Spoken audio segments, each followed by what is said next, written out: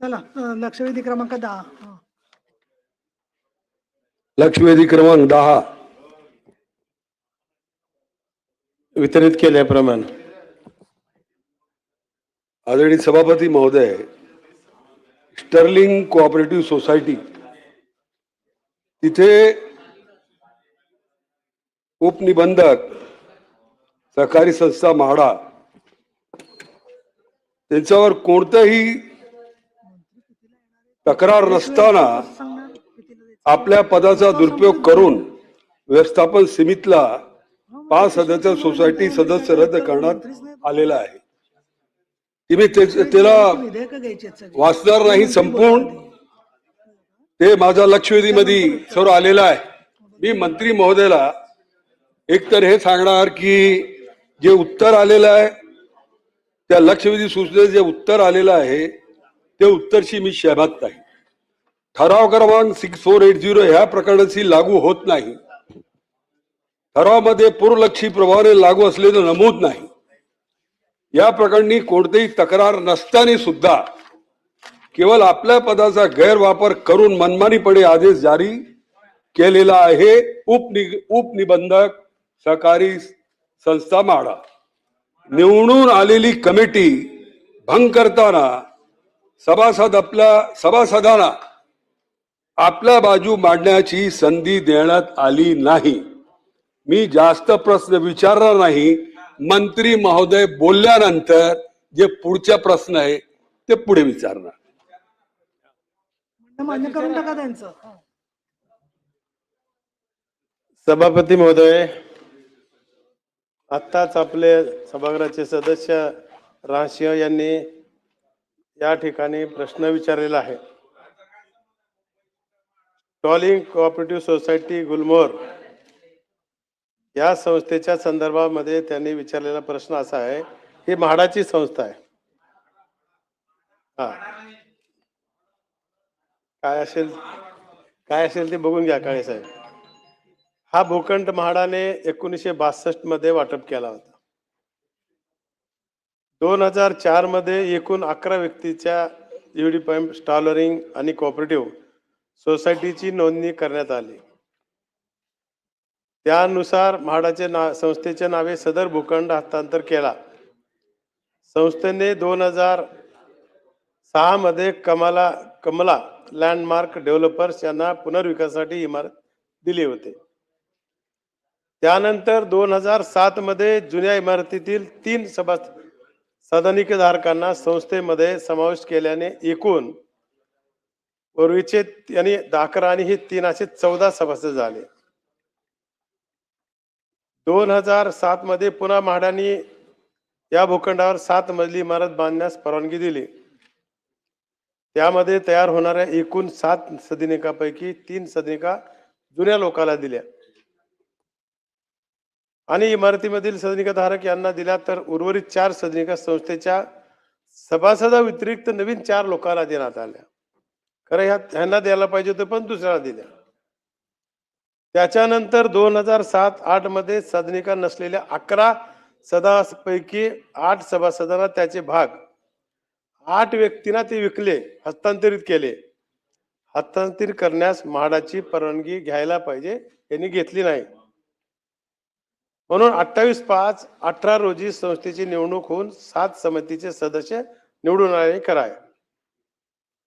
2010 पूर्वी म्हाडातील कोणत्याही सदनिका सभासदत्व हस्तांतर करण्यास म्हाडाची परवानगी आवश्यक होती आणि ती 2010 मध्ये म्हाडाने भूखंड वाटपाच्या 5 वर्षाच्या हस्तांतर झाले असल्यास त्याला म्हाडाची परवानगी नाही असा ठराव पारित केला 2010च्या पूर्वीचा.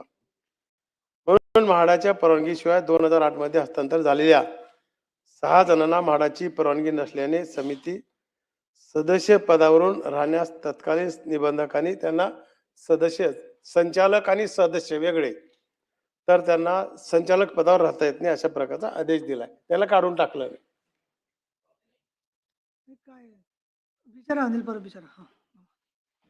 सभापती महोदय, त्यांनी प्रश्न वाचला, यांनी उत्तर वाचून दिलं. प्रश्न असा आहे की ही जी सोसायटी आहे या सोसायटीच्या एक्झिक्युटिव्ह कमिटीला म्हणजे मॅनेजिंग कमिटीला आपण काढून टाकलं. काढताना आपण काय केलं? काढताना आपण म्हाडाचा जो ठराव आहे 6480 या ठरावाचा आधार घेऊन आपण काढून टाकलं. या ठरावामध्ये असं म्हटलेलं आहे की सदस्य जो ज्याला म्हाडाने रेकग्नाइज केलं नाही किंवा ज्या म्हाडाने त्याला नियमित केलं नाही अशा माणसाला एक्झिक्युटिव्ह मेंबर बनायचा किंवा मॅनेजिंग कमिटी मेंबर बनायचा अधिकार नाही. हा ठराव आहे कधीचा? 6/5/2010 हे सदस्य झाले कधी? हे 2004 मध्ये. आणि हा ठराव माझ्या हातात आहे. आता या ठरावामध्ये कुठेही असं म्हटलेलं नाहीये की याचा रिट्रोस्पेक्टिव्ह इफेक्ट दिलेला आहे. असं होतच नाही. असं होत नाही कधी. म्हणजे जर तुम्हाला एखाद्याला जर 2010च्या नंतर जो आला त्याच्यासाठी हा ठराव लागू झाला, आपण त्याला रिट्रोस्पेक्टिव्ह इफेक्ट दिला आणि त्या लोकांना काढून टाकलं. माझा साधा प्रश्न आहे, मी काय कुठले जास्त त्या भानगडीत जात नाही, कारण मग ते काय फारच ते आणि आपण फार सविस्तर उत्तर देण्याच्या मनस्थितीत नसल्यामुळे म्हणून मी लिमिटेड प्रश्न नाही. सविस्तर देणार असाल तर मग मी सगळे ठराव वाचतो, मग सगळ्या ठरावाची उत्तर द्यावी लागतील. आपला हा एकच विषय आहे ठरावाचा आणि म्हणून मी या एकाच ठरावावरती बोलतो. आपला ठराव जो आहे तो 6/5/2010 ठराव आहे. या 10च्या ठरावाच्या नियमाप्रमाणे त्यांना executive member managing committee member बनता येत नाही असा आपला ठराव आहे. माझं म्हणणं असं आहे की असा रिट्रोस्पेक्टिव्ह इफेक्ट त्यांना आपण दिलेला आहे का, असा तो देता येतो का, आणि तो जर तसा देता येत नसेल तर यांना परत मॅनेजिंग कमिटी बनण्याचा अधिकार आहे का? कारण दुसरा ठराव जो आहे, दुसऱ्या ठरावामध्ये असं म्हटलेलं आहे, हा दुसरा ठराव जो आहे या ठरावाचा नंबर आहे, ज्या ठरावामध्ये असं म्हटलेलं आहे की हे जे लीजने दिलेले भाडेपट्टे आहेत हे 30 वर्षाचे आहेत, 60 वर्षाचे आहेत, 90 वर्षाचे आहेत. आणि अशा लोकांना रेग्युलराइज करायचं असेल तर ज्या वेळेला लीज रेग्युलराइज होतं त्यावेळेला अशा लोकांना रेग्युलराइज करून घ्या. त्याच्यामुळे ह्यांना जो अधिकार आहे आपलं म्हणणं मांडायचा तो देखील मिळालेला नाही. त्याच्यामुळे माझी आपल्याकडे साधी मागणी आहे, मी याच्यात जास्त कुठे खोलात जात नाही, की एक तर हा ठरावाचा पूर्वलक्षी प्रभावाने इम्प्लिमेंट करता येत नाही. तसं जर केलं असेल तर ते आपण दुरुस्त करणार का आणि त्यांना एक्झिक्युटिव्ह मेंबर परत बनवणार का, नंबर 1. आणि लीज रेग्युलराइज करताना यांना लीज रेग्युलराइज करण्याचा अधिकार आहे. त्याच्यामुळे हे मॅनेजिंग कमिटी ज्यांना काढलेलं आहे त्यांना आपण पूर्वलक्षी प्रभावाने गृहीत न धरता त्यांना या ठरावामध्ये कुठेही पूर्वलक्षित प्रभावाने म्हटलेलं नाही, त्यामुळे त्यांना मॅनेजिंग कमिटी बनण्याचा अधिकार आहे. तो त्यांना मॅनेजिंग कमिटी बनण्याचा अधिकार आपण देणार का? या सभागृहाचे ज्येष्ठ सदस्य माजी मंत्री परब साहेबांनी या ठिकाणी मांडलेला मुद्दा खरा आहे. मला त्यांना एकच विनंती करायची आहे की त्यांनी म्हणले की मंत्री महोदय उत्तर देण्याच्या मनस्थितीत नाहीत. आहे काही अडचण नाही, देतो मी उत्तर तुमचं सवाल. मला अध्यक्ष महोदय आपल्याला एकच विनंती करायची आहे, हे प्रश्न अनेक वेळेस खाली सभागृहात लागले, आताही इथे लागला, ते खाली 2दा लागला होता. आपल्या सभागृहाच्या निदर्शनास एक गोष्ट मला आणून द्यायची आहे. उपनिबंधक यांचे सदरचे आदेश, ओके साहेब, तत्कालीन विभागीय सहनिबंधक, तत्कालीन मंत्री महोदय, त्याशिवाय त्यावेळेसचे मंत्री, मान्य उच्च न्यायालय तिथं देखील झालं. त्याच्यानंतर सर्वोच्च न्यायालयात सुद्धा हा खाल्ले सगळे आदेश त्यांनी सदरचे आदेश चुकीचे आहेत असे म्हणता येणार नाही. कोणी म्हणलंय? सर्वोच्च न्यायालयाने. त्याच्यामुळे आता सर्वोच्च न्यायालयाच्या पुढे तर आपण कोणीच नाही ना. म्हणून मला आपल्याला विनंती करायची आहे सभागृहाला की सर्वोच्च न्यायालयाने सांगितलंय हे आदेश बरोबर आहेत, आपण याच्यावर जास्त भाष्य करू, अशी माझी विनंती. आपण निर्णय घ्या.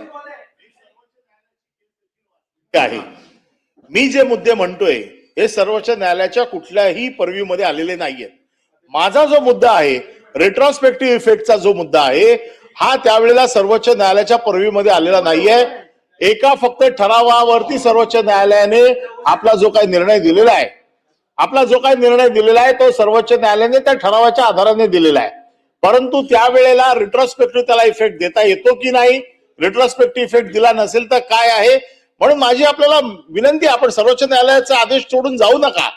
परंतु मी पुन्हा जर अर्ज केला तर माझ्या अर्जाची फेरसुनावणी घेऊन त्याच्यावरती सर्वोच्च न्यायालयाचे आदेश काय आहेत, माझं आत्ताचं म्हणणं काय हे ऐकून त्याच्यावरती अधिकार देण्याचा अधिकार आपल्याला आहे ना.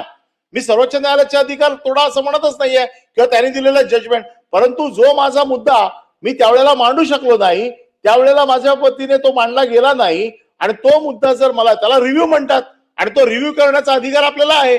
तर मी एखादं रिव्ह्यू पिटिशन आपल्या समोर केलं तर आपण माझं रिव्ह्यू पिटिशन कन्सिडर करणार का? त्याच्यासाठी कोर्टाचा आदेश देखील माझ्याकडे कॉपी आहे. ओके साहेब, त्याच्या उपर आपण म्हणल्याप्रमाणे या विषयाबाबत 2025 पासून प्रत्येक अधिवेशनामध्ये प्रश्न किंवा लक्षवेधी झालेली आहे. मी आताच म्हणल्याप्रमाणे याबाबत सुप्रीम कोर्ट पर्यंत निर्णय झालेले आहेत. तथापि वारंवार होत असलेले प्रश्न लक्षात घेऊन मी या विषयाबाबत माझ्याकडे एक खास, ओके साहेब, एक बैठक लावतो आणि कायद्याच्या चौकटीत राहून काय मार्ग काढता येईल त्याबाबत मी निर्णय घेतो. सचिन भाऊ आता याच्यावर काय पडतं? हेतूबद्दल काहीच वाद नाहीये, पण काय होतं मंत्री महोदय, थोडा तुम्ही ग्रामीण भागात, बाकी इकडे तुमचं अत्यंत चांगलं काम चाललेलं आहे, पण तो कामाचा व्याप एवढा झालेला आहे की मुंबईमध्ये तुमचे अधिकार पण वापरणारे खूप इकडे लोक बसलेले आहेत. तसं होऊ नये हेच ही लक्षवेधीचा आणि विशेषतः ह्याचा हेतू आहे. सभापती महोदय, काय झालेलं आहे, मंत्री महोदयांनी जसं सांगितलं ही गोष्ट खरी आहे. हा निवळ एक प्रकरण नाहीये, हे एक प्रकरण आलेलं आहे, पण अनेक असे प्रकरण एका व्यक्तीच्या बद्दल दाखवले जाऊ शकतो. ठीक आहे, मी समजू शकतो का एका प्रकरणामध्ये माननीय सर्वोच्च न्यायालय निर्णय दिले. अनेक सभापती महोदय असे निर्णय झालेले आहेत की मंत्री महोदयांच्या अध्यक्षतेखाली असलेल्या अधिकाराचा पण वापर आणि गैरवापर अशाही गोष्टी घडलेल्या आहेत ना सभापती महोदय. हा म्हणूनच सभापती महोदय, मंत्री महोदयांचा उद्देश चांगला आहे. आम्ही देखील, तुम्ही बघितलं असेल की कुठच्याही वेगळ्या प्रश्नावरती आम्ही कधीही तुमच्यापर्यंत येत नाही किंवा नाही, पण ज्या अर्थी सत्ताधारी असलेल्या आमदारांनी प्रश्न विचारलेले आहेत आम्ही त्याला पाठिंबा देतो. याला अर्थ आहे की काहीतरी त्याच्यामध्ये तरते. आता ती नावं घेऊन कोणाला मोठे करणं हा भाग नाही. सभापती महोदय, माझं स्पेसिफिक म्हणणं असं आहे की मुंबई शहरामध्ये SRA असेल, मोडकळी झालेल्या इमारतीच्या बाबतीतल्या सोसायटीचा असेल किंवा उपनिबंधक म्हाडा असेल, ह्याचा कधीतरी मंत्री महोदयांनी एक आढावा घेणं खूप अत्यंत गरजेचं आहे.